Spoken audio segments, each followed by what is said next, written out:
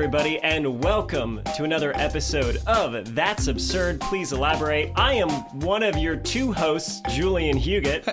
I'm your other host, Trace Dominguez. Yeah, we never settled on host or co-host or what's the proper terminology. And joining us for this episode, we have a very special guest. He's a YouTuber and a doctor, Ali Mattu. Welcome. Thank you for having the time to come by and be a part of this nonsense. Oh, I love a little nonsense in the morning or, afternoon, evening. It's always a good time for nonsense. Yeah, the advantage of a podcast. You can have nonsense at any time of the day. Also, they don't know what time it is, so we can be like, wow, geez, just woke up. Just rolled out of bed. Here I am, everybody. Well, welcome, everybody. Thanks for joining us. This, again, is the show where we take absurd, silly questions that have crossed our mind when we're out and about or in the shower or wherever we may be when an odd thought hits us, and then we assign it to one of the other hosts. They have to go away, research it, come back, and answer our ridiculous question. So, starting off this episode, Trace, I believe you are taking the lead with our first silly question. Oh, this is such a good question. I'm really excited about it. The question is, what happened to placentas and umbilical cords in the past? Like ancient people, what did they do with them? And this question came from Ali. So, Ali, tell me, how did you come up with this? All right. So, I got two kids, right? So I have seen they are your own, right? You didn't take them. Confirmed. I got two. I got two kids. Sounds like I just went out and took them. Okay, I have to make sure. I've acquired children. If it comes out later that they were not originally yours and we had you on the show, we're gonna look really bad. Like, why did you not ask? So I have to be sure. Our director of communications. Okay, good. That's established. So Ali has in his possession two children. I've produced two offspring. Whoa, wow. I can confirm. Co-produced. Let's not take too much credit. We never settled on if it's produced or co-produced. We did. Who's the executive producer? That's what I need to know. He had the seed funding. Oh, that's a good one. All right, so I have seen placentas. I have seen umbilical cords. I have cut one of them with my son, who's now 1 year old. And so, I was thinking after I cut his umbilical cord, I was like, what did old timey humans do? They didn't have all this fancy stuff. Did they know to remove it? Were they just like, we'll let this long thing hang out for a while. It'll eventually fall out. And I was literally thinking about this in the shower one day because I was cleaning my belly button, and I was like, oh man, what belly buttons, they're weird. And so what was this like for old timey humans? I also think when you have a newborn baby, no one tells you that this other strand of the umbilical cord is just gonna hang there for a few weeks. And you know what doctors say? They're like, yeah, it'll eventually just fall off. Don't worry about it. You're laissez-faire about the whole... Yeah, they actually really are. As someone with one co-produced child, I like to say I made a contribution. People are like, he's so cute. And I'm like, you know what? I just showed up, I put an investment in, and then they went and built the company, and it's great. That's it. But yeah, they don't. They're just like, oh yeah, and then it'll fall off. And you're like, but what do I do with it? Because it's just sticking out there. It'll slowly decay, and it'll start to smell bad and look really gross, and then it's gonna fall off. And this seems so primordial to me. I've always wondered, what? Well, I haven't always wondered. I've wondered since recently, since thinking about this stuff. What was it like? This is all very informative. As somebody with no children that I'm aware of, this is all very helpful. So. Yeah, actually, that was going to be... So I'm going to answer this question. Okay? We're going to go through it. There's some really cool stuff here. We get, ancient humans. We got animals. We got all sorts of stuff that we're going to talk about. Love it. But I wanted to pose to the only, as far as we know, person here without children, Julian. Yes. Do you know what an umbilical cord and placenta are? I think so, but I feel like this is about to be those like Jimmy Kimmel segments where people on the street actually have no clue about anything. So this could be humbling, but I think so. Do you want me to take a stab at it? Yeah, give me like a short, like a 2 lines. What is an umbilical cord? What is a placenta? So umbilical cord transfers vital like nutrients and antibodies to like a developing fetus from the mother, and a placenta is like a sack that the baby's growing in. The baby sack, yes. the baby sack. No, I don't know. I've never thought very carefully about what a placenta is, if I'm honest. I honestly think. Well, we've and got. then the baby comes out of the butt. Right? Did I nail that? I think I nailed that. You nailed it, bud. That was perfect. Well, thanks for listening, everyone. Okay, I didn't mean to put you on the spot with that. I mean, I did mean to put you on the spot.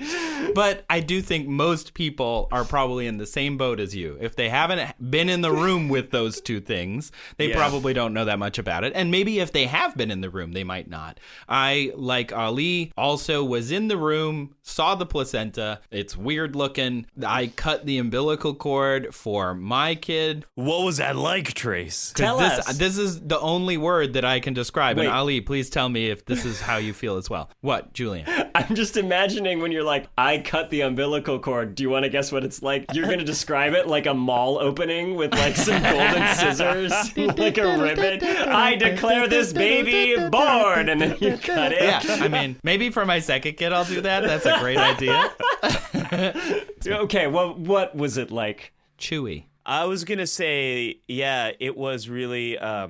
It's like a big piece of beef that was stretched out, and not like a great piece, but a piece you probably wouldn't eat, and you'd probably get rid of. Yeah, like gristly. Gristle, yeah. Chewy. Yeah, gristly. I describe it as chewy. Yeah, it's really a weird thing. The placenta is very strange looking. You weren't cutting it with your teeth, No, right? with like medical scissors. Okay. But when you cut something, you can still kind of feel Right. the, you know. I just want to make sure, because the words you chose invoke mouth parts. I agree. So Yeah, It there's was a lot just of the first word that came. meat-related language here. But they, when I thought they were gonna let me cut the umbilical cord, I was afraid, like, oh no, am I gonna like accidentally like cut my baby? But like everything's really separated. This umbilical cord's pretty long. They like give you this little stretch, and like everyone else has done all this work, including your partner, for like delivering this child. Right? And then they're like, and now, would you like to cut the umbilical cord? But they present it in this like totally safe, sterile way. And you just do this like little tiny clip, and they're like, oh, Great job, Dad. amazing. Great job, Fantastic. partner, man. Fantastic. You Nice did a work. good one. nice work. Yeah, it is a little weird like that. But It's it was absurd. I did not know that I was going to be part of that show until it happened. The doctor was like, "Do you want to cut the umbilical cord?" And I was like, "I." And she's like, "You do. Get over here." It'll be fun. You'll love it. I'm not allowed to talk about the birth. Okay, so I was specifically told not to talk about it. Just the afterbirth. Yeah. Okay. Name for the placenta. Hey, Good job. Get us back on track. Yeah, for the sack. We've got 2 parts here to this question. What the umbilical cord, what happened to the umbilical cord, and then what happened to placenta. The umbilical cord is basically a tube, more or less. It connects the placenta to the fetus. It's actually really interesting. Inside of the tube is 1 vein and 2 arteries, and they're suspended in a special connective tissue called Wharton's jelly. Remember that, because we're going to come back to it. Yeah. That sounds It delicious. does, right? Yeah. Sounds like a taffy that, down by the I was pier. like, Wharton's jelly? Wharton's jelly. Wow. But my grandma used to use that all the time. Oh, right for her arthritis. Just slap a little Wharton's jelly on there. So it develops around 4 weeks into gestation when it's still an embryo, and then it moves the nutrients, so you nailed that part, back and forth between the placenta and the fetus. The placenta comes from the Latin. Wait. wait, Trace. Also poop, right? It gets rid of waste as well. Yep. Yeah, baby poop goes in through, and I mean, I don't think it's literally poop. I think it's just like the waste molecules in the vein, just like in any bloodstream. But the blood doesn't mix between the two. It just goes to the placenta. There are little villi in there, and it exchanges the nutrients between the mother and the growing organism. Viral infection that is babies. They basically just like latch on, and they're like, it's like an alien.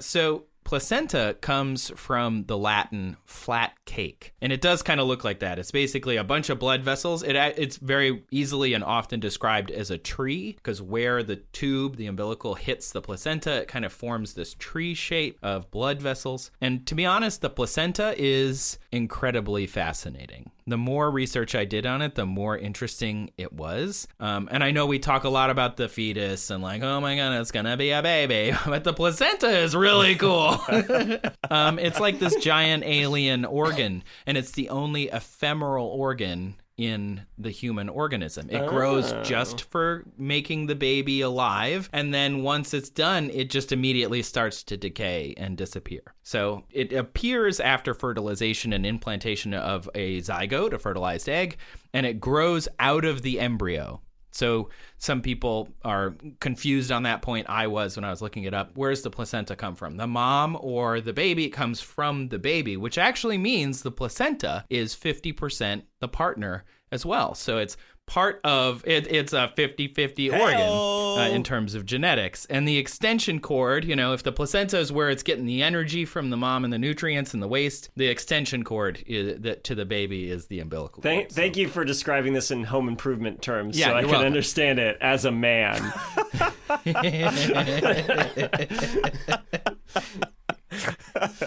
Yeah, you got your power supply, but then you need a stinger. You gotta plug run it in. a 5-footer. And you really need it to be at least a 15 gauge, so you gotta really get in there. It's grounded, so Yeah, it's got that neutral wire. We got 2 arteries and we got 1 vein. It's very important. So that's the whole system. We've got the fetus, we got the umbilical cord, we got the placenta. The placenta transfers the nutrients from the mom and the waste, and then the umbilical cord is literally just a kind of connective tissue between the two, making sure that we get that stuff moving around. Ancient people is the question, though. So you see this whole system. The baby comes out, and within minutes or sometimes seconds, but minutes or sometimes longer, the placenta will come out too. It's like a second birth. So once the important thing was out, ancient people were like, I don't know, this thing here might not be that important. Like, it's not the baby, right? So if you're in a birth, today we have all of these things that go on in a modern hospital where you cut the cord, you take the placenta, and you can do all sorts of things with it. We'll come back to that. But Neolithic people and like super ancient people don't seem to really care about it that much. There's not a lot written about like Neolithic history about the placenta or about the umbilical cord. And not a lot of mention, at least that I could find. And so cutting the cord is considered a big deal. And Ali, I'm glad you mentioned it earlier because it dates back to first writings about it were in medieval times, but it was definitely done earlier. So like in the 1500s. And one source says there wasn't a lot of formal information written because, and this was like a gentleman scientist in the Victorian era, said because this was midwives' territory. So nobody wrote it down. And I was like, you moron. Did you just not ask them? Because if you wanted to know, you could have asked them. They didn't, But they said essentially that like because it was passed down by midwives throughout a lot of human history, there wasn't a lot written down about it. Because like the king of your whatever ancient castle might not want to go talk to the midwife. They're just excited to have the baby. They don't need all the details. If it's a son, right? If it's a daughter, right. Well, time to get a new wife. I'm only getting daughters out of this one, and then. If only they knew it was their fault. Yeah, the whole that's time, my favorite part. That's on you, my dude. So, once we have some writings about it, there are 2 things that happen after birth. And I sort of said this, so I might be repeating myself, but this is what my notes say. So, first, the baby comes out, obviously, ideally. Then the cord is attached to something still inside the mother, so you cut the cord. Not sure when this started, like I said, but it was first mentioned in medical texts from medieval times called the Trotula, which was written between the 12th and 15th centuries. And they actually do recommend to this day, but in this book, this ancient book, tie the umbilical cord, chant a charm during the cutting of it, and then wrap the stump. And that's still basically, except for the chanting part. I don't know. We had Jennifer Lopez playing but whatever. That's a chant, yeah. Yeah, kind of like, or when everybody loud. cheers when you do it, I feel like that's the same kind of invocation of like, well wishes. Yeah. Whee! Yeah. So the tie part, by the way, is still very important, still done, because if you think about it, that cord is like direct access tube to the inside of the baby. So you got to tie it up so that they don't have that problem. Also, you don't cut the cord immediately. You usually wait a couple minutes. It's pulsing after the baby is born, and you wait till it stops pulsing. This is called delayed clamping, which is the standard of care in all modern hospitals. But at the time, they didn't specify that. Sometimes they would literally, baby pops out, slice it, tie it, slice it, give the baby to whomever you're going to give it to. By the way, delayed clamping sounds like you wait an hour. It's literally like wait a couple minutes. So I had to go look that up as well. And the reason they wait is because that cord is full of blood, and the blood needs to go back into the baby so that the baby has got higher iron, higher hemoglobin. And so they wait like between a minute and 2 or 3 minutes before they cut the cord. And then again, the placenta comes out a bit later.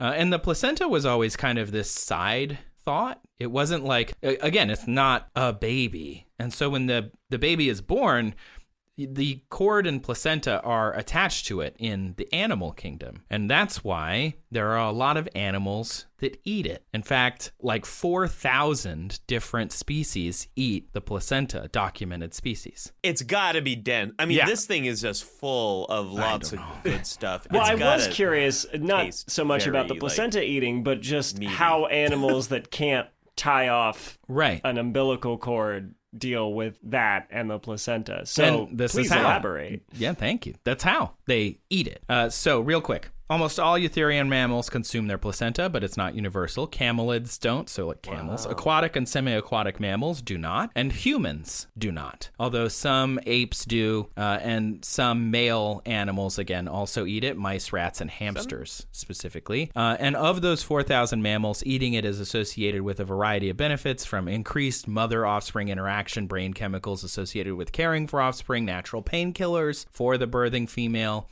It decreases postpartum hemorrhages, depression, pseudo-pregnancies, promotes lactation, and is, of course, nutritious. You get a baby, you get a snack. Great. It was a lot of hard work. Congratulations. Have they done any, I'm pretty squeamish about food, and I'm wondering if they've done any, placebo, studies with placebos where they give mothers and fathers, new mothers and fathers, something that they claim is placenta, but it's just like a ground beef patty, and then studied it. Because I would want to participate in that. Because I don't know if I want to eat the placenta, but the bonding or postpartum depression for the mother, that sounds like a great benefit. Yeah. In humans, there's no proof of what they call placentophagy.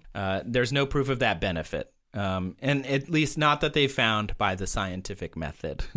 I want to be clear, and they've tried. Ali, when do you think, because for those who don't know, there's a pretty big movement of people who promote eating the placenta, or what is consuming. You don't make it into a loco moco and cover it and stuff and eat it. You usually get it encapsulated into pills, and you'll take it as a pill, or you have, different, some people do it as tea. You can consume it in a variety of ways. When do you think that started, Ali?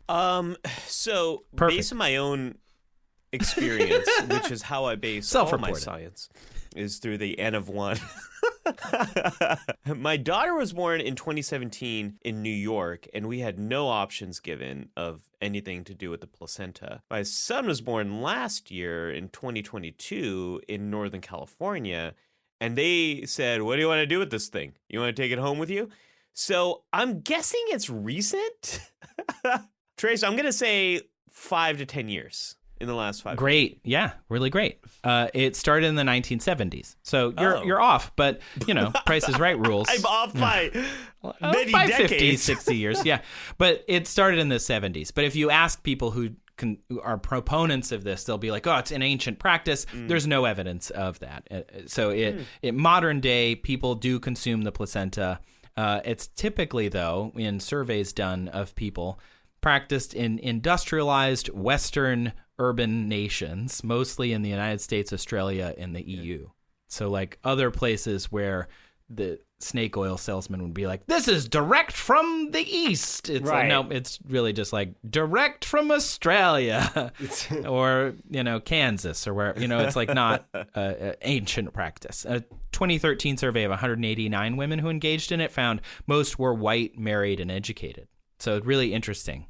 So like the Gwyneth Paltrow demographic. Honestly, there's a lot of information on this from that website. And so, and even though there's no proven benefit, that doesn't mean people shouldn't do it if they want to. There are some risks, however. One infant got streptococcus from the pill form. The mother was taking the pills and it passed this infection to the baby because they have a very weak immune system and there's no regulation for this because it's not like there's no scientific benefit. So the companies that do it aren't regulated. They just do it. So they'll dry it, encapsulate it, and give it to the mom, but it could be infected with bacteria. But the reason I say if you want to do it is because the placebo effect is important. And they have done placebo-controlled studies with this, a lot of different studies. And there's literally, they can't find any benefits. They keep looking, but they can't seem to find anything.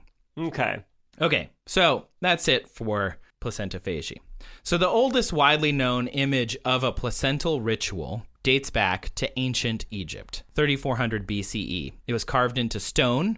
Do you want to see what that looks like? Yeah. So I see somebody who looks like an important pharaoh man standing over a smaller figure with a couple of whips, and then he's presiding over 4 people holding up poles. And supported by those poles is maybe a placenta, as far as I can tell, coming out of birds. And then on the right, I see several decapitated bodies. How am I as an archaeologist? Did I nail it? I don't understand how they got placenta eating ritual out of what I just looked at. Juliet, this is basically what this experience is what it's like for me to read emojis. Yeah, we're going back.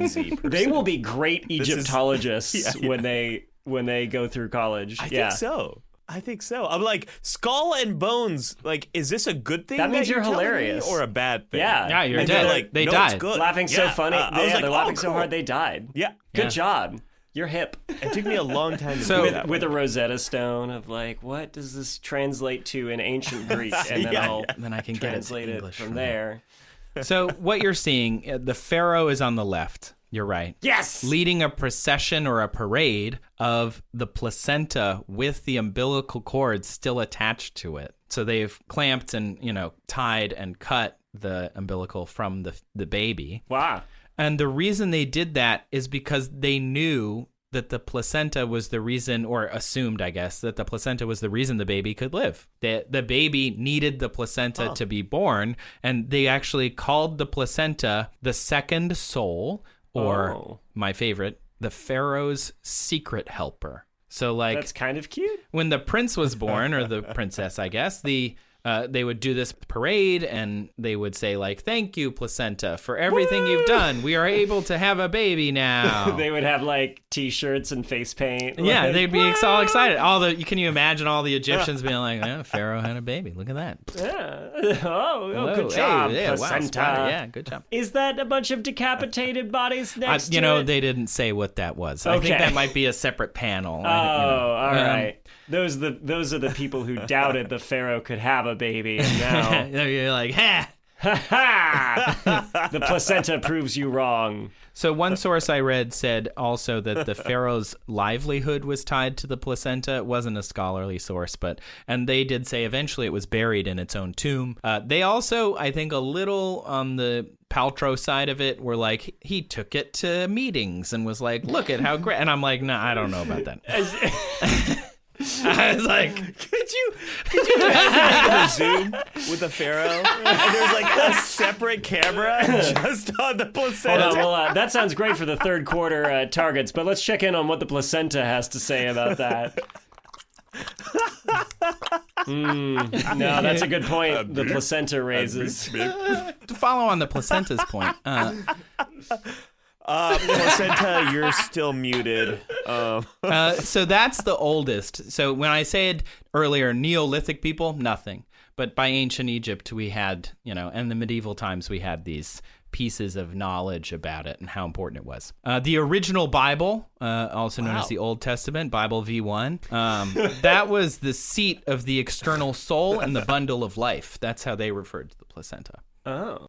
It wasn't called the placenta until the mid-1500s when the medieval midwives started writing it down, and that comes from, again, Latin and Greek. To wrap up, a 2010 study by Benyashek and Young. Benyashek is one of the biggest studiers of the placenta that I could find. They looked at 180 modern cultures to see what they do with placentas, and the cultures were across the world: Africa, Asia, Europe, Middle America, and the Caribbean, the Middle East, North America, Oceania, and South America, and found that of the 179 that they looked at, 70 had no specific ritual, 109 disposed of them by ritualistic burial, incineration, intentional placement or disposal in a specific location, which is really cool, or hanging in a tree or structure. And so the Egyptian pole thing would count as that last one. Other than the placenta raid, as I like to call it, my favorite one was throwing it over the edge of a mesa.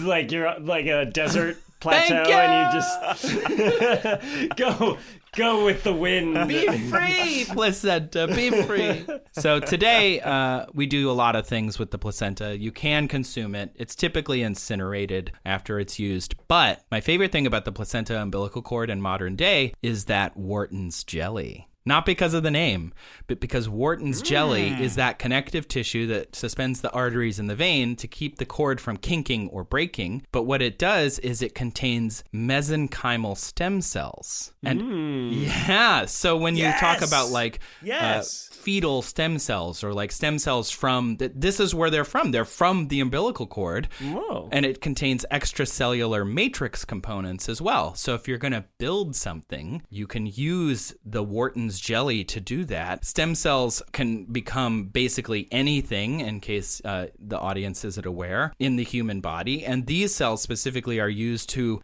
build skeletal tissues and muscular tissues. So today they're used to repair those in adults and grown humans. So they are used by our bodies to make and repair skeletal tissues such as cartilage, bone, and fat found in the bone marrow. The cord contains the highest concentrations of these stem cells more than any other tissue, and it can be used to reduce pain, inflammation, increase healing. It's used in plastic surgeries, aesthetic medicine, cardiovascular diseases, endocrine and nervous system diseases, cell transplantation, and the repair of damaged musculoskeletal tissues. And every birth, you get a little bit more. So cool. Nice. Yeah. So what did ancient people do? Depended on the ancient people, but not that much. Or they celebrated it. Had a little parade for it. Yeah, a little placenta raid. I thought there would be a lot more weirder stuff, but it sounds like they kind of did what we did. I'm always amazed at how not different we are from people thousands of years ago. That I'm always reminded of that humans haven't changed very much in hundreds of thousands of years. The base things that we're working with, we've changed our environment around us and we've invented a lot of technology and stuff, but we're still not that different. We're still human. And that's kind of the problem, right? Is we've changed our culture so much faster than our brains have been able to evolve. It's a humble reminder of all of this. I thought, Trace, you're going to come back with such different stuff. This is so... Yeah, it is surprising. It is surprising. I'm also thinking about these ancient humans. They were probably around more animals and more life. They saw... seeing a birth was probably not something that was that unusual. They probably saw animal births. They were probably more familiar with seeing them. So I guess this all makes a lot more sense. Yeah. Yeah, I was also surprised there wasn't in this ancient, in ancient Mesopotamia, they did this, and ancient wherever they did that. We found evidence of the Neanderthals who did this. There was some sources that were likely everyone cut the placenta away from their offspring because once you're born, there is this thing called a lotus birth. It's not recommended by any scientific organization, where you don't disconnect the baby from the umbilical cord, and you just leave it there, and you would like take the baby around and like wrap the placenta in like gauze or whatever and carry it around until it falls off. It would still come off a few days after birth, but you're essentially carrying a disease vector around with your newborn. And so, but like, it could be that we just saw people who did that and they were like, oh, well, their kid died, so I'm going to get this thing off my kid. Right. You know, it's just like, Yeah, you don't, I mean, you don't know. We don't know. The other thing is just for safety reasons and also convenience. That's like my there is, thinking. right? Yeah, I mean, there's this natural drive to nurse the child and feed the child.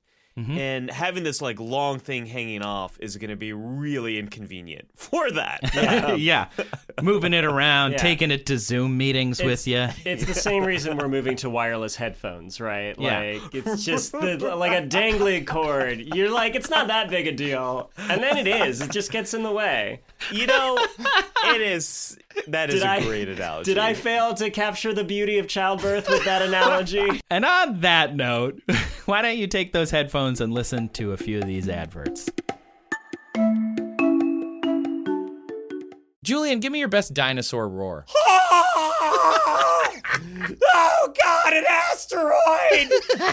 It's horrible! Wow, that was not where I expected that to go. We're popping in before the show to tell you about I Know Dino. It's a dinosaur podcast. You know, we think of those dinosaurs being this thing that's been dead for tens of millions of years. Even so, studying dinosaurs can still teach us stuff that is relevant to the world today. Yeah, like climate models to help us understand global warming. Migration patterns of dinosaur lineages, they tell us about Earth's changing continents. We can also study dinosaur diets, what plants lived then, and maybe what animals and how they interact. And, this is super cool, many dinosaur injuries, paleopathologies, they're the first known occurrences of diseases. And they talk about all this kind of stuff on I Know Dino. It comes out every week with new dinosaur stories that you're not going to hear anywhere else. Like, I hadn't heard of a lot of these, which is pretty cool. You can find I Know Dino on Apple Podcasts, Spotify, wherever podcasts are. And if you found us, you can probably find them. Go check them out.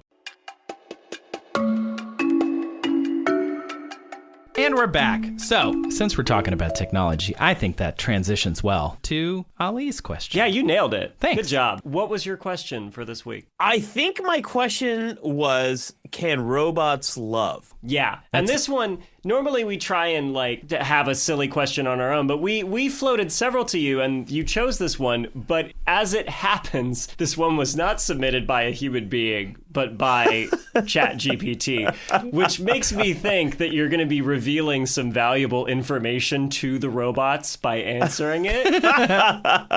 Maybe it would be better for the sake of humanity's future if we like do some John Connor stuff right now and just like not answer this question. If we shut it down, if we Wow, you guys, I want the robots to love. I want them to be able to. What if the answer to that question is they can't love, and then they get upset and turn on us, and they're like, well, if I can't love, I can hate, and then destroy humanity. See? We'll just have to keep loving, you know? Or what if they love and it ends up being this like really messy divorce because we don't get along? Yeah. You know, what if because they're like we're not taking out the trash. That's life, man. That's just life, you know? It's not just a bunch of zeros and ones. It's the messy things. It's the crazy ones. Now I'm just on an Apple commercial. I don't know.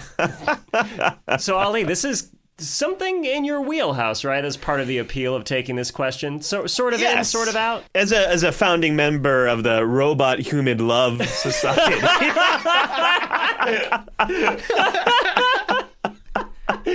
Wait, are your children half robot? Yeah.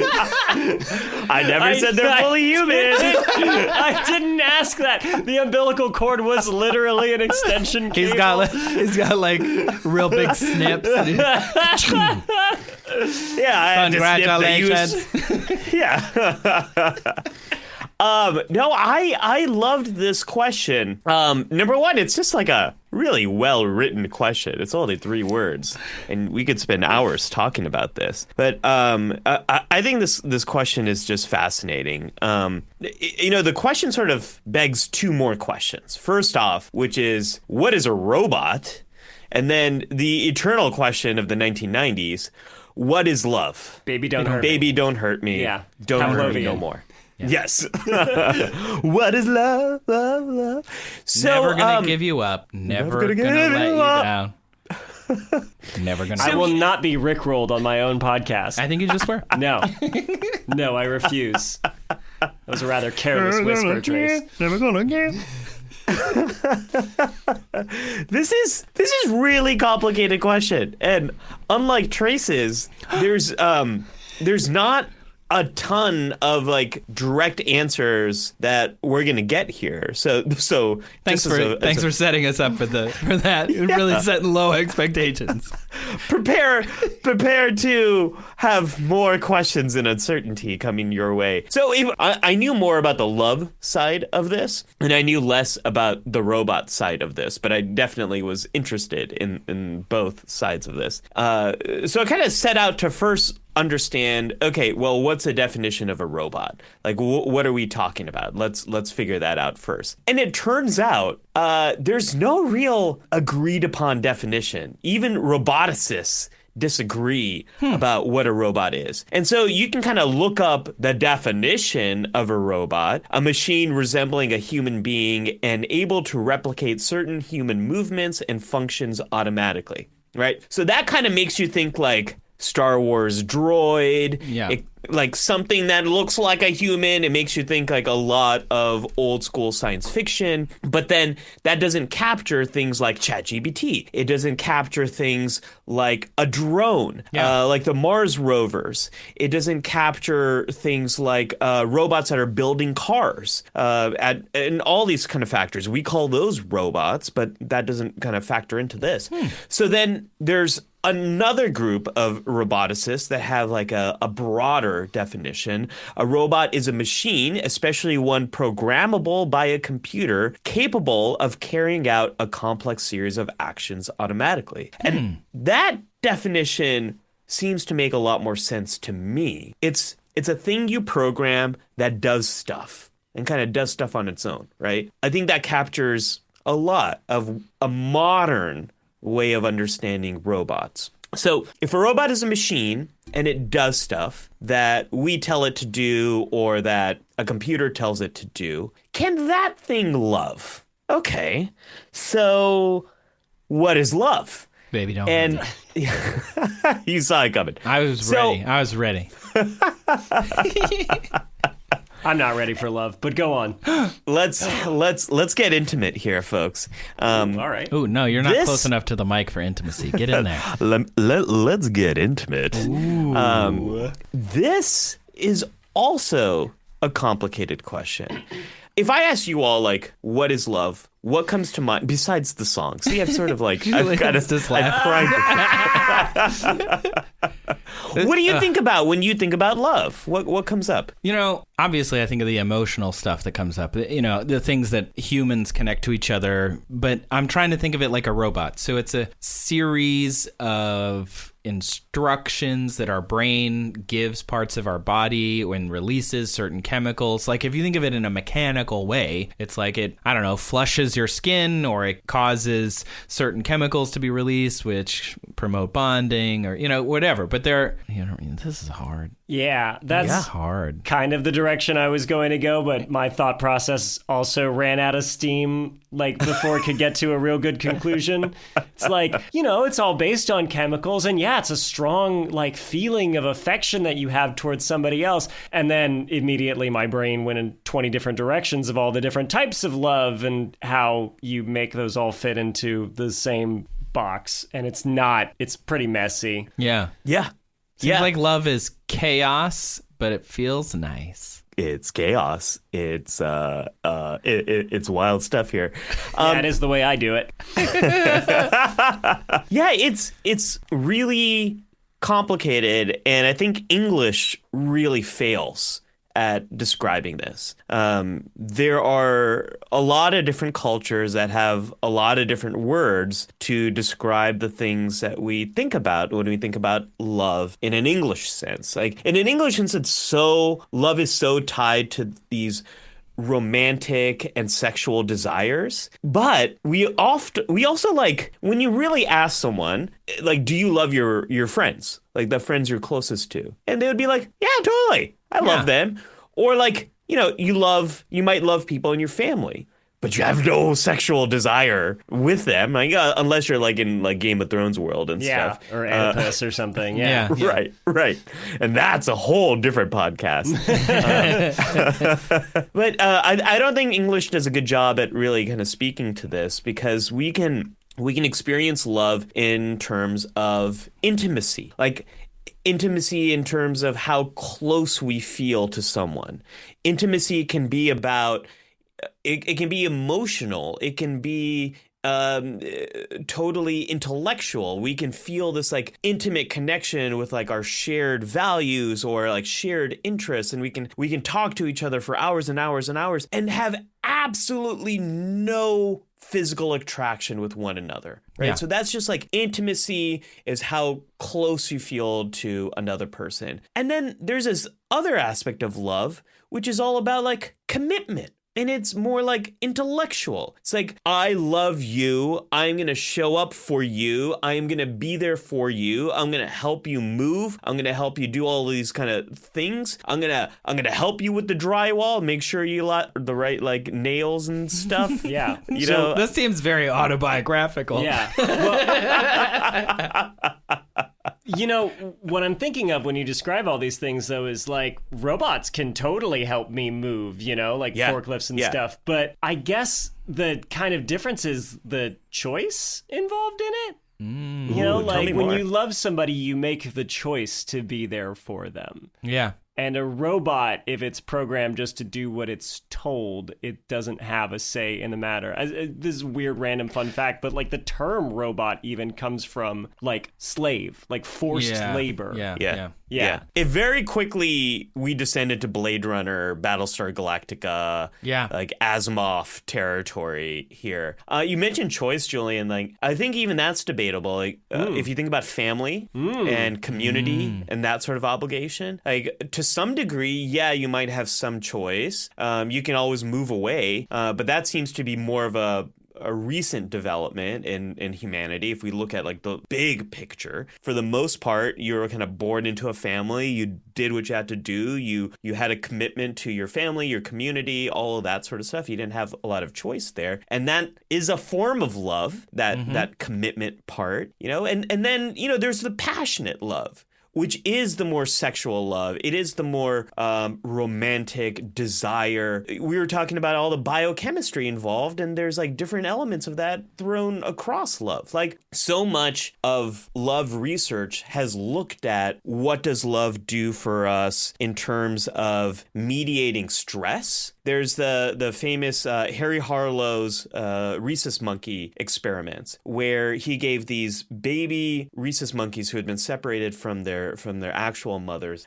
He gave them either a mother that was this like mother. It was this the wire mesh tube, a very like Matrix kind of mother. Yeah, very with like dark. googly eyes stuck on it. Right? So dark. Yeah, I've seen the video. It's so dark. It's really kind of disturbing, especially in terms of like animal ethics and how we approach research. But he gave them this quote unquote mother that was providing you with sustenance, and then like a soft fake mother that was comfortable and soothing. And these monkeys, they preferred the soft mother. They would go and get the food, but then they would spend most of the time with the soft mother.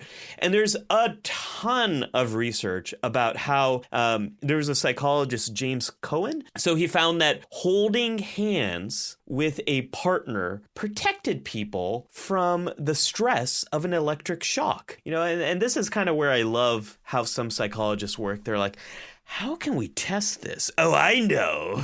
We can shock people and see if they experience less pain if they're holding a loved one's hand. That's number one in the scientist toolkit of how to build an experiment, right? It's like step one, apply electricity. Oh, we don't have electricity? Do we have anything hot? Can we? Yeah. Get some hot stuff. Yeah, We'll put provoke discomfort via Can we electricity. poke them with something? Yeah, we don't have anything hot. Okay, can we poke them? Do we have? We don't have anything. Is there to a poke 'em. sharp stick Can budget? Can we like shout at? We're just gonna shout at them. All right, get the wire mesh, mother. I guess we're really low budget on this one. Get the Google. We didn't get the grant money. Wait, but like by holding hands with somebody who's about to be shocked, does the hand holder, I assume, also get shocked? I don't think so. Maybe they experience some discomfort at the sight of I'm just guessing here. Maybe they experience some discomfort over the sight of seeing someone they care about shocked. Yeah. I'm wondering if that's an intentional part of the experiment. Actually, is like, well, you can choose to hold hands with somebody knowing it will comfort them, but you also get shocked.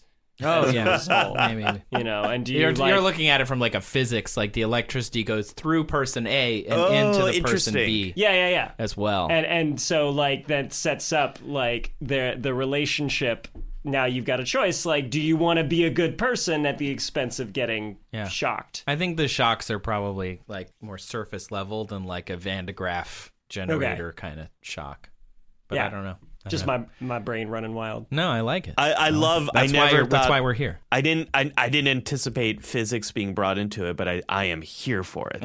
I love that. And so this research has been done with not only romantic partners, but with friends, with parents, with kids, and it seems to hold up. And it's pretty consistent with a lot of what we know about social support, how humans turn to each other in times of crisis, in times of stress, but also in times of opportunity to grow. Like, we have this ability to help each other. And when we do that with our partners, with the people we love, we recover better from illness. Our immune systems work better. We live longer. The impact of stress is reduced. All this good stuff happens, right? And it happens because of this quote unquote idea of love. But then there's also attachment. Attachment is a word that's been thrown around a lot. People talk about it in terms of parent and child, but also in terms of adult romantic relationships. All attachment is when you're hurt or you're in an uncertain situation, it's how you turn to a caregiver, a partner for support. That's basic attachment. Someone is hurting or someone is struggling and someone is helping. That's how attachment works. And so that's a form of love. So there's all this stuff. So kind of coming back to it, can robots love? All right, can these machines that are programmed to do stuff, can they feel any of these things? I think that's the inherent part of the question. But what's not sort of in the question is, okay, well, what if can we love robots? Which I'll get to easily in a moment. All the time. I definitely do. No, I think that answer is pretty easy. So there's a really cool video I found. If people want to find this on YouTube, it's MEI Robot Develops Emotions Through Interaction with Caregivers. So there are definitely efforts underway to train robots to experience some degree of emotion. And if you watch this video, what you'll basically see is they are training this robot to perceive basic human emotions and then replicate those emotions. So, for example, the person talks in a stern way. The robot sort of acts as if it's kind of being like disciplined. If the human is excited, the robot gets excited. If the human seems sad, the robot seems sad. And that makes a lot of sense, right? We're going to be living in a future where we're interacting with more and more automation. And it definitely makes sense for the automation to be able to better interact with humans, be able to better read humans, kind of like, hey, read the room, robot. No one wants to talk about this right now. We're all kind of really bummed out because Westworld was canceled. I don't know. Speaking of robots. So it makes a lot of sense. But then, like, you were talking about real basic emotions here, really basic emotions about a robot resembling, copying, mimicking, which is kind of what ChatGPT does right now. Yeah. Right? Like, it asked us this question, can robots love? Because we've been asking that question a lot. It's just autocomplete right now, right? But love, as we've just described, is a super complicated emotion. So there was this wonderful article a few years back about this very question, and a roboticist, to kind of summarize it for folks, a roboticist said two things. One is, well, love is a really complicated emotion, and robots might be able to kind of like fake it, and we won't be able to tell. So robots are like sociopaths. Or like spouses in a loveless marriage, but they're faking it for the kids. Okay, boomer. Yeah, they're just kind of programmed to do it, which this kind of begs the question, like a very big philosophical question of like, would there be a difference between that and what we think of as real love, right? And this kind of gets to the movie Her. Yeah. Like if they're programmed to love us, and in every way, this advanced robot, their love looks like real love. Are they anywhere closer to being human, or are they really just, getting back to that original definition, a machine that's programmed to do stuff that we tell it to do? I feel like this is it's a really big conversation. It's like the Turing test, where they're like testing to see if a robot is intelligent by chatting to it, and if it can convince them that it's a person instead of a robot, then they pass the Turing test. It's more complicated than that. But if it's like convincing us that it has this emotion, what's the difference? Yeah. Right? Like if you and I have been friends for a long time, we could have all been faking it this whole time inside of our own heads, but we don't even know we're faking it because we're just programmed to do this. Right. We have also programming too. Right. We're programmed to do it. Just so you know, I don't think I'm faking it. I really love both of you guys. You guys are great. But like, thanks. I might not know whether I'm faking it or not because I'm just responding to my programming, which is chemical instead of binary. But what's the difference? I was reminded of an old episode of House where he's talking with one of his doctors, and she's, having a relationship with another doctor, and he's like, well, do you love him? And she's like, I don't love him. I only think I love him. And he's like, what is the difference? Like, what is the difference? What is it? Oh, I just think I love him. Then you do, don't you? Yeah. While you were talking, Ali, I was like, so if I created a computer that when it communicated with other computers or people, wanted to communicate with those people more, formed attachments like, oh, I really like this server because it gets me a lot of this information. So I'm going to make more connections to this server. And I really like this person because it adds a lot of like input to my life that I'm getting from this person. And over time, it just got used to doing those things. That computer programs work that way too. You write a program, it doesn't, even ones that are smart, they go to specific places to get data. And they can learn to go to new places to get new data, and maybe ChatGPT loves Reddit because it's like such a rich source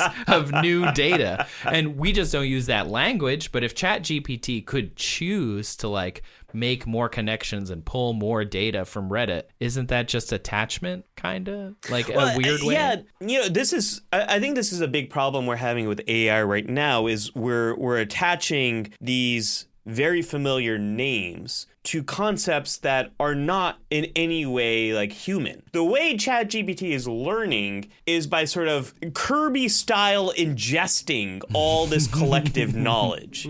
Which is not how humans learn at all. Like a human child develops basic understandings of generalities. Like, so for example, everything is a car. A truck is a car. Like any moving vehicle is a car. It makes all these like mistakes and generalities, and kids get older and they learn a little bit more. There's schemas, these general understandings that become more complicated as their understanding of the world becomes complicated. ChatGPT has just sort of like absorbed all this knowledge, but it's really immature and dumb. And then when it makes mistakes, we call them hallucinations, which are not in any way like human hallucinations, right? Yeah. So our language is not quite there. I think we need new terms to describe what AI is doing and what robots might be capable of. So I think there's a big gap there. But if people are really interested in this topic, that article I was sort of alluding to, it's called "Can Robots Fall in Love and Why Would They?" I think it's a very old, like 2017 Daily Beast article. So he described okay, maybe they can replicate it and it'll look the same. And then what does that mean? And, what are the ethics involved and what are the rights involved, right? Yeah. But then the other thing he describes, which is like really practical, and I think we should also think about, is like, okay, true love would mean a whole new way of programming robots.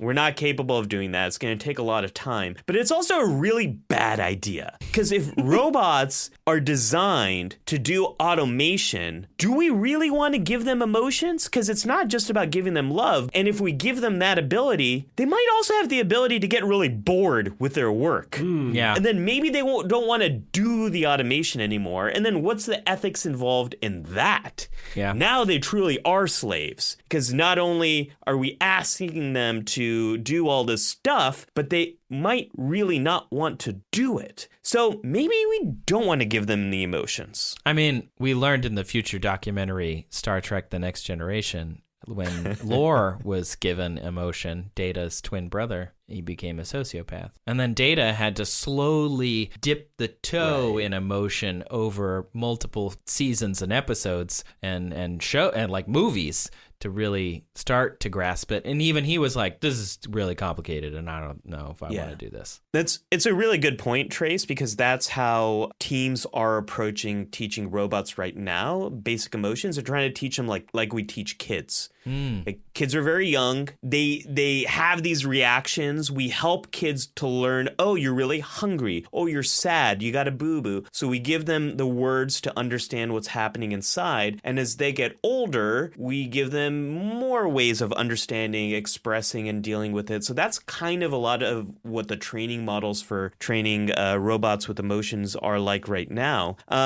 But, like these questions we're not going to be able to kind of settle, but I want to leave people with a more silly thought, which is, so what about sex toys? At what point? Yeah, what about them? Who's? Yeah. Let's all. Let's talk in the hypothetical. That's a curve. I love sex toys. Sex toys are the best. So sex toys could probably be defined as robots, these machines that are programmed to engage in some type of automation. Yeah. Depending on the sex toy. Right? Super good automation. Check right there. Can they be programmed to engage in some type of sexual desire or, create these reactions in other people that produce sexual desire or some type of desire? Yeah. So is that love? Is a sex toy that is producing sexual desire in you and has been programmed to please you, is that love? I don't think I have an answer to that. Sounds like passion, but is the sex toy also going to show up to my hockey game later? Like, look, if you wanted to, you can. Well, I don't know. I don't think the sex toy. I think the sex toy only wants me for my body. But that's love too, just a different kind, hooking just up. a different type the sex of love. Toy That's just what we're wants to talking hook up about. with you. Yeah, that's fine. Yeah. It's a different type of love. Yeah. Wow, man. One person, one thing, one robot does not need to satisfy all your desires for love. We can get the intimacy one place, commitment another place, passion another place. And actually, Julian, maybe that sex toy would be really good at showing up at the hockey game. Maybe it would show up better than a human might. Yeah. You never know until you try, man. You got to take the leap. Well, and now I'm thinking about like the monkeys with like the different mothers and like, okay, I'll have like the comfy, cozy, cuddly robot for when I want to watch a movie with somebody, and then the sex robot for later. I mean, we've already got both of those things. So it's like there are pillows that like know that you're cuddling, and if you start to wake up, it like soothes you, like it can cool itself down, or it can, release sound or smell. But what if the robots get things. jealous of each other though? That's my fear. Is like when these emotions start dipping into the negative and like jealousy and anger and revenge start to swirl in their robot minds. That's my fear. We've already solved this, Julian. We just don't give them that ability. Yeah. Don't give it. I think that's what this comes down to. As sad as that is. So Yeah. robots can love, but probably shouldn't? I think robots can be programmed to show love, but we shouldn't give them the ability to feel love. It's so sad. But also, someone's going to do it, you know. Yeah. It's going to be a Jurassic Park, you know. we just got to make sure they're on an island. Fenced in. Fenced in. And we only look at them from Jeeps. All the crazed sex robots. Sex Robot Island. You know, people would go Netflix there. is totally going to greenlight that. Now we really have the title for this episode. Sex Robot Island. Coming this fall to Fox. I'd watch it. No shame. Next week on Bravo. Sex Robot Island. Then we get a bunch of clips of people yelling at each other. Tanya, you bitch. Beep, boop, boop, beep. You broke the pump that serves as my heart. I would love to see C-3PO host the after show special too. I think C-3PO would be awesome at that. He'd be so straight-laced. You'd need an R2-D2 character, like an R5 unit that's just in the background, steaming. Yes.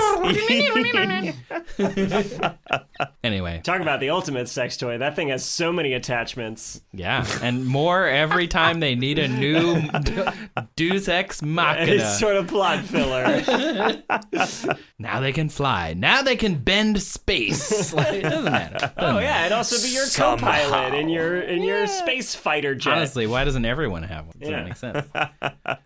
Well, thank you for that, Ali. I think I learned a lot about robots, but also love. Mostly love. And some about and robots. hopefully a little bit about sex toys. I think I need more I didn't even research know on they that. were a thing before this. That's for sure. Mm-hmm. Yes. Yep. Well, we're going to take a quick break, and when we come back, my question.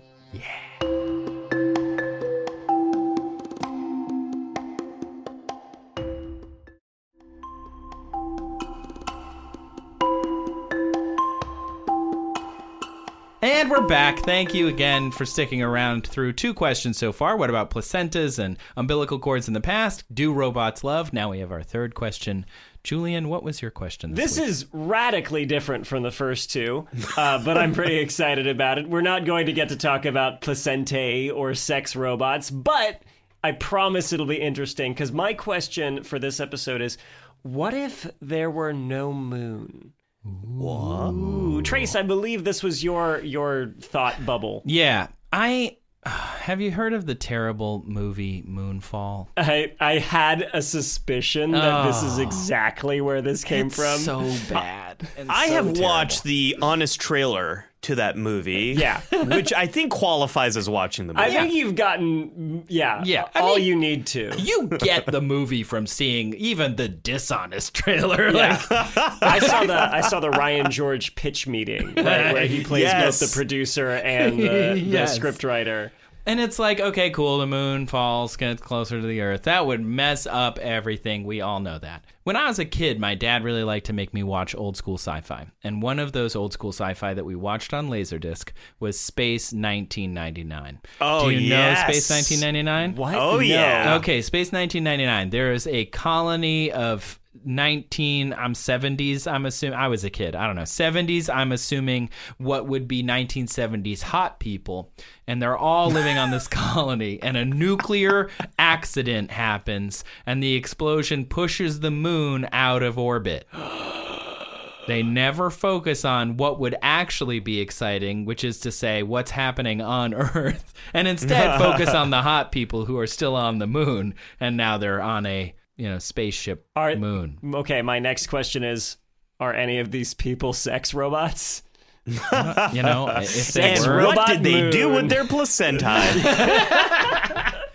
well, clearly they put them on poles and they made a parade and decapitated anyone who disagreed. Easy. Yeah. So I was watching. I didn't actually watch Moonfall. I tried, couldn't, and I was like, look. I don't care if the moon gets closer. And it made me think of Space 1999. The moon goes away. What happens? See, I looked into this, and a lot of the questions that people pose online are of the same vein of, what if there were no moon? But I think a much more interesting question that I did not see asked as much was, what if it had just never formed in the first place? Ooh, Oh, interesting. I like that. Yeah. And so to tackle that, I think first we should have the groundwork laid of where we think the moon came from in the first place. Yeah. So before Apollo, there were a lot of different competing I'm theories. sorry. I was based on the last two stories. I'm sorry to jump in. I was just thinking, when two planets love each other very much. The moon is basic. Actually, oh my God. The moon. I mean, You said they were unrelated. It is essentially the placenta of, of it planetary came from formation. the afterbirth of the Earth. You're from kind its of butt. right. Oh my God. I'm jumping up and down. Oh no. Okay. All right. So before Apollo, The god? after the god, Battlestar but Galactica. before No, the the space Battlestar mission. Galactica. Battlestar family. Galactica, Yeah. Apollo. Oh, the remake or the original? Both. Oh, wow. Listen, nerds, I'm trying to talk here. You guys have so much like shared sci-fi overlap that I do not have. Before we started recording, I practically gave Ali a conniption mixing up Star Wars and Star Trek. And I will have my revenge. Khan! Yeah, that's Star There we go. Wars. Now we're back on the good terms. Okay. He was doing the Benedict Cumberbatch one, though. Oh, you! J.J. Abrams does both of them. Nothing is sacred. Okay. The space mission Apollo was pretty pivotal to our understanding of where the moon came from, because before that we had some competing theories. There were several, but there were three kind of main ones. There's capture theory, so there's just the moon wandering out there through a space, and as it floats by Earth grabs it and it moves into orbit. There's accretion, so just as the Earth is forming from all the dust after the sun is formed, that's floating around, you get the Earth kind of clump into a ball, and then separately the moon clumps into a ball, and they stay together, and you have moon in orbit. And then you have fission, where an early Earth was spinning so fast it just kind of launched the moon into orbit, like off of itself. It like cleaves off, and you get a separate moon. But when the Apollo astronauts came back with space rocks and they analyzed the composition and like the isotope concentrations of certain isotopes, they realized it was really, really similar to Earth, but not exactly the same. And so it ruled out pretty much all those theories, and in order to explain it, we came up with the giant impact theory. So basically, proto-Earth, billions of years ago, was, globbing up and forming along, and out of nowhere, a Mars-sized planetoid object that we call Theia smacks into the Earth and basically launches all this material into orbit around the Earth, and that's the formation of the moon. So that's why you get the similar isotope concentration. But you also have these things from the moon that only form like rapidly under really high temperatures. And so we think that explains like that big collision and all that energy that was released explains why we see what we see in the moon. Let's say that doesn't happen, right? And you just have that early Earth forming, and Theia, doesn't exist, never happened, never smacked into the Earth. So I started thinking, and my first question was, okay, if we remove essentially a Mars-sized planet from the Earth, what happens to gravity? That's what I was thinking. Yeah. I was like, wow, because we merged with that big thing. Yeah. And the moon is just like the stuff that Theia Earth kind of threw into space. Yes. Near enough that it got caught in our gravity. Yeah. So just want to throw out a poll, an unscientific poll, but do you think you would be able to jump higher on this hypothetical no moon, no Theia impact Earth, or not as high? I don't jump very high as it is. Not as high. Yeah, Not I as think- high. I think, well, I'm going to go opposite then. $1, Bob. Yeah. Well, Trace is right, but only by a little bit, and also big asterisk. I did the math on this, so who knows? Wait. We did the math. Nice. Very nice. Okay. We'll get one of these. Well, someday we'll have a soundboard, but in the meantime, we just have to. We have to Do you want to it. join us on that one, Analog. Ollie? Do you want to do it yeah, again? yeah, ready? Yeah, you take the bass line. 1, 2, 3. We did the math. Nice. Okay. Yeah. You're going to have a UK version. Oh, maths. Yeah, let's do it. Yeah. Let's do localized. We got to localize. Yeah. Ready? Yeah. We did the maths. Oh, it's the worst. Yeah, I mean, you got that long S. It's a nightmare. Sorry, please continue, Julian. All right. So gravity, the gravitational pull you feel in classical physics, it depends on the masses of the objects involved, but also how far you are from the center of mass. So, okay, the way I did it, I basically added together the mass of Earth and the Moon, and then subtracted the mass of Mars, and I assumed the density of Earth was about the same. I have no proof of if this is a good way of approaching this, but that's how I did it.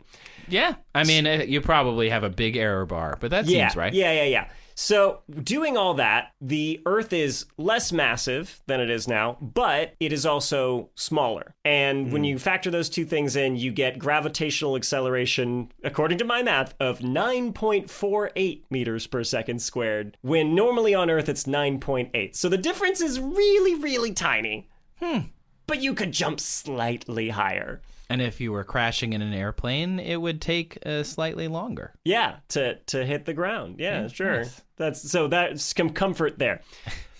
But more time. Yay! To panic. Dread the to result. call your favorite love robot. Oh, okay. Let's do. And tell it that you're gonna miss it. Tanya. And it can carry on without you. Tanya, my heart pump was never broken. I was just jealous. All right. So yeah, you have a slightly lower gravity, but more importantly, it also introduces a ton of different complications on, how Earth came to be. So we think when Theia smacked into Earth, it basically turned the entire exterior into molten rock. Just so much energy. And then eventually this settled down into the world we see today, but that could be like the beginning of why we have tectonic plates. Or, how about this for you? When Theia first hit the Earth and then the moon got basically flung off, the moon was much, much closer, like twice as close as it is now. But the reason the moon has slowly been moving farther away is because the moon exerts a pull on the Earth, like it creates a tidal bulge, but it also pulls on that bulge because the bulge isn't perfectly aligned with the moon. So it slows the Earth down a little bit, and the Earth basically transfers energy to the moon, and the moon moves a little bit farther away. So the moon is slowly moving farther away from us as the Earth slows down. So after Theia hit the Earth, Earth's rotation would be like a 6-hour day. What? Yeah. Wow. Just like extremely quick rotating Earth. And because the moon is so much closer, the tidal forces are much bigger, right? We talked about like distance from the massive object depends a lot on how far you are from it, right? It's an inverse square relationship. So you've got this early Earth, and it's got the moon that's way closer and the days that are way, way shorter. And so some scientists think this may have been crucial to life starting on Earth. Whoa, no moon, no life. Possibly. It depends on how life originated, because we know it started in the ocean, right? And then question is, did it start with an energy source like towards the bottom of the sea where hydrothermal vents and heat provided like the energy needed for these molecules to start mingling and eventually self-replicating? Or did it happen closer to the surface? And one idea is if you have, these extreme tides that happen every 3 hours, between high and low tide, you get like water washing up on rocks and stuff, once oceans form. Water washes up on rocks, and then the water quickly recedes, and the water on the rock evaporates, and you get more and more concentrated chemicals there. And so you can start building up these concentrations of chemicals needed to eventually start making organic molecules and DNA and RNA. So it has been put forward that the moon was critical to life forming on Earth. And so, yeah, if there were no moon ever, possibly there is no life on Earth. Whoa. But not in the way of like it destroyed. It's more just like, no, the conditions weren't right. We just never got it. Yeah. Yeah. No life, no sex robots. Definitely no placenta. That's really interesting. Like the question that I hope we answer and probably are never going to answer is how did non-life become life? Right? Like, that's the question. Oh, that's the big one. I don't think we have time for it on this episode. You took up too much time with the sex robots. I totally have the answer right here, though. Oh, no. Too bad. Right in that spreadsheet. Yeah, it's at the very bottom, though, and I do have to go in order.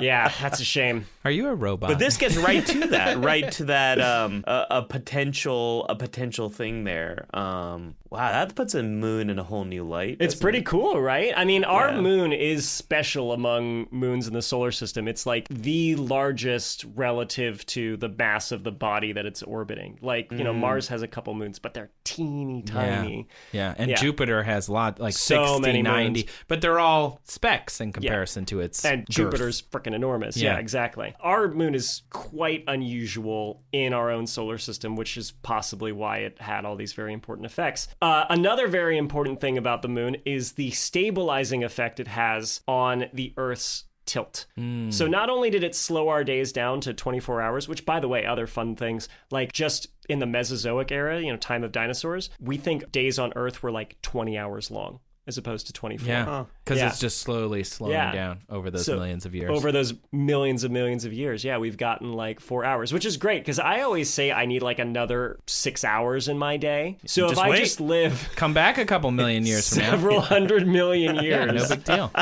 I'll finally have time to sleep and then be productive during the day. We'll find things to fill your day. Don't worry. So let's imagine, though, that life forms in the absence of a moon, but we, still don't have a moon. It would be terrible to be on Earth. Oh. Because the moon also keeps our tilt, our axial tilt, our obliquity, in a pretty small band, right? We're like 23.5 degrees is our current tilt, and we only go back and forth a couple of degrees. When you say tilt, you mean like, so Earth is spinning around in a like a top? Yeah. And it's not like directly up and down. Yes. It's like a little off and so like the top spins a lot and the bottom spins less. So like relative to our orbital plane, right? Okay, the axis, it intersects that at like a 23 degree got it. angle to the normal, right? Made it. Yeah. Got it. So that's what I'm talking about. The wobble of the top is precession, but how far the top is tilted over is obliquity. Okay. Yeah. So the obliquity of our planet, I have seen proposed, without a moon, could be as much as 45 degrees, which is insane. I don't know why it's insane, but the way you're phrasing it makes it sound insane. Okay, let me put it this way. Yeah, what would happen? Let me put it this way. You know how there's certain latitudes that in the winter are dark for weeks straight and in the summer are light? Do you want to guess what latitude those are at? I wouldn't even know where to start. I'll give you a hint. I told you that our obliquity is 23.5 degrees. Okay, so 23 latitude? 20, well, sort of, but opposite. So 90 minus 23, so so 66.5 degrees. So anything above 66.5 degrees from the equator or below that, because we start at 0 at the equator and then in either direction. Work our way up and down. Yeah, exactly. So, or below 66.5 degrees south. In the summer, gets endless daylight. In the winter, endless darkness. Now, if the Earth's tilt is 45 degrees, do you want to guess what latitude that happens at? This is some easy math. Yeah, okay, but where I grew up, you could drive to the 45th parallel. Yeah. In like mid-Michigan. Yeah. Oh, wow. Yeah. Sorry, Canada. Do you want to hear some major cities that are above the 45th parallel? Yeah, please. London, Paris, Berlin, Seattle, Montreal, Budapest, Zurich. All those places would get continuous darkness during the winter and continuous sunlight in the summer. Wow. Yikes. Yeah. And super indirect sunlight during like the shoulder seasons, right? Yeah. Because you're tilted away. And when you're tilted away, the sun hits the atmosphere at an angle and it doesn't get as warm as it like in the summer, we're leaning more toward like the northern hemisphere is leaning more toward the sun and thus we get a nice warm summer. Yeah. But if it weren't, we'd be like swinging temperatures. It'd be wild. It would be quite a lot. So we would get like localized ice ages, and the climate would be insane. And the tilt would go back and forth between different, obliquities a lot more frequently. It wouldn't be nearly as stable. So yeah, you'd get absolute havoc on the climate if there was no moon stabilizing our orbit. And then add to that the impact it has on tides, which is probably where most people's brains went first when you say, like, what if no moon? Yeah, you're right? like, oh, there's no weather, there's no tides, whatever. Yeah, everybody knows that the moon plays a major role in causing the tides on the Earth, right? And if it were gone, there would still be some tidal forces at work because the sun also contributes to the tidal bulges. Like when the moon and the sun are in a line with the Earth, you get what's called spring tides. Yeah, That's the most extreme. king tides, right? Yeah, and then when the moon is perpendicular to the Earth and sun, forms like a 90-degree angle with them, then you get neap tides, where the tides are smallest. If we had no moon, our spring tides would be like a quarter as big as they are now, so much, much, much smaller.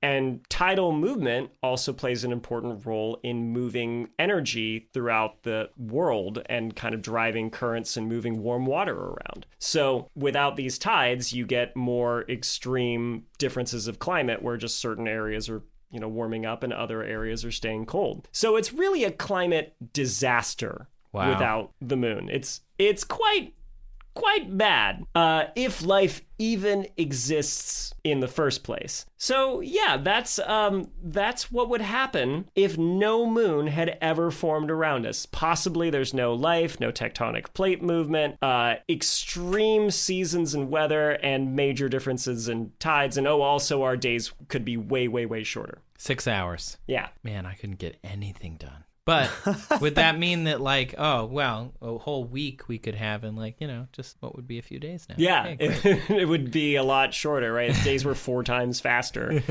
But our year would be the same length. Right, so there would be a lot more probably days. Approximately. We're not calculating the momentum that Thea would have imparted to Proto-Earth when it hit, depending on where it hit from or whatever. Yeah, but I have let's no assume idea where Earth was. It hit it in such a way that imparted minimal momentum. Yeah. There's They're no way to still know that. debating over whether, when Thea hit, if it created like a big dust cloud that then accreted into the moon, or pretty much immediately there was a moon within a few hours. Like they're still modeling all that to try and come to some conclusion. And the Artemis missions that are going to go to the lunar South Pole are also going to collect more minerals to help try and resolve some of these questions about how exactly the moon formed, because all the Apollo missions are from kind of like the same-ish area. What might have been the result of not having tectonic plates, not having earthquakes, the volcanic activity, all that kind of stuff, like on this Earth that doesn't have all that energy going on below the surface? What would that be like? Yeah, that's a great question. I mean, the reason the moon looks so scarred and pockmarked is because it doesn't have that tectonic movement that's constantly like refreshing the Earth's crust and everything. So like the Earth has that ability to make new Earth and subduct old Earth and kind of renew itself. And also it would have a major effect on like speciation and stuff, right? Because if there's no tectonic plate movement, you don't get the drifting continents that we have now. Which force a lot of evolutionary changes too over time. You like get two animals that are separate, but they used to be one thing. You need those barriers and those disasters in order to do those things. Yeah. I mean, on some level. Exactly. That's really neat. And we talked a little bit about the human impact, right? I don't know necessarily explicitly about menstruation, but I did also think, like, there's a lot of cultures that have a lunar calendar central to them. I'm thinking, like, people who are Muslim or the Chinese calendar, or tons and tons of, like, humans have, like, looked up at the moon and used it as an important reference point for timekeeping and for, aspects of their culture. That would just be gone. Yeah, so they would have probably done the stars instead, which would be much easier to see all the time. That's also true. Yeah, that big bright object of the moon would washes out the stars when it's a full moon, so it would like be constantly having a new moon. And on the other side, talking about evolutionary impacts, a lot of nocturnal animals that hunt by moonlight would just not be able to do that, right? Yeah. So they would have to have different strategies. They would have had to evolve in a different way. Yeah. I mean, it would fundamentally change life on our planet. Yeah, massively. It kind of makes me think the other big question that we've been focused on probably forever is like, is there other life out there? Or was there, and it's no longer here? But now I'm thinking, well, there's a second question. If we find life on Mars, if we find life on Europa, or evidence of life, then there's an even bigger question, which is like, how did it form? Like, if the moon might have been so important in the development of life here on Earth, what were the factors at play that might lead to life on Mars, Europa, or wherever we might find it? And that's also a really interesting question, because it makes me think, if there is life out there, there might be a unique set of circumstances beyond just like water that led to that life forming. Yeah, right now we've just got the one data point of us. If we found life on Europa, we have 2 data points, and now we can be like, okay, where's the overlap? They both had heat, they both had these organic minerals, but Europa didn't have this and still got life, and we thought that was really important to life, and maybe it's not. Now we don't know. It's a learned question. Or maybe life is more able to, there's so many reasons why we want to find life in other places, not just to be like, we're no longer alone. That's the big philosophical one, but just like how and why questions that are just, we just are like, we make a bunch of assumptions based on what we see. And you can imagine that is the way we answer the question of how does non-life become life. We need more data points. Yeah, beyond definitely. just Earth. Yeah, for sure. And if we don't get those data points, boy, will that be a bummer. Yeah. Boy, oh boy, we'll need so many sex robots to make us feel whole again. Well, I think that's a good place to end. Well, wow, that was absurd. But elaborate. It was elaborate. Yeah, thanks for sticking around. I think a lot of elaboration. Yeah, I really liked it. So, Ali, thanks so much for coming on That's Absurd. Please elaborate. You're like our second guest. Woo, oh my gosh, that was a ton of fun. I learned in answering my question. I learned in hearing your answers. That was a lot of fun. A lot more learning than usually happens on my whatever day this is we're recording. I don't know. My lunar calendar doesn't work anymore, so I have no clue. All right. Well, y'all out in the listening verse, please enjoy your whatever day it is. Enjoy your Thursday. And thanks a lot for listening. Ali, where can people find you if they want to, learn all about what you do out there in the world? Yeah, so I make a lot of YouTube videos. If you go to youtube.com/@DrAli, DrAli, that'll get you to me. I've also got a podcast called Inside Voices with Dr. Ali. You can find that wherever you like to do your podding. Open those pod bay doors and just let me in into your ears, and I will be there. And I make a lot of stuff about mental health, about how it is, understanding it, how we can share our stories about mental health with other people, and how we can kind of show up for the people in our lives and be there and do good. So that's a little bit of what I do. That's great. Julian, where can people find you out there? Always. You can find me on a podcast called That's Absurd. Please elaborate. Perfect. Yeah. I also have a Twitter called Huguet Out that I don't really use anymore, so I save all my good thoughts for here. So if you like my joking around, this is the place to find it, baby. Love that. You can find more about That's Absurd Show at that'sabsurdshow.com. You can find us on all the socials, although we're still trying to figure out our social strategy. If you know anything about that, send me a tweet. You can find me at Trace Dominguez, on YouTube at Trace Dominguez, where I make sciencey nerd stuff, or you can find me on, all sorts of other things. Just do what everybody does and give me a search. Just Bing me, Like, that's what everybody does, right? Yeah. Ask the AI Bing assistant. Bard. Find me someone to love, and Trace pops up at the top. That'll it? Yeah. Hello. I heard you need someone to love. Hot singles in your area. Thank you for listening, everyone. Enjoy your Thursday. We'll see you next time.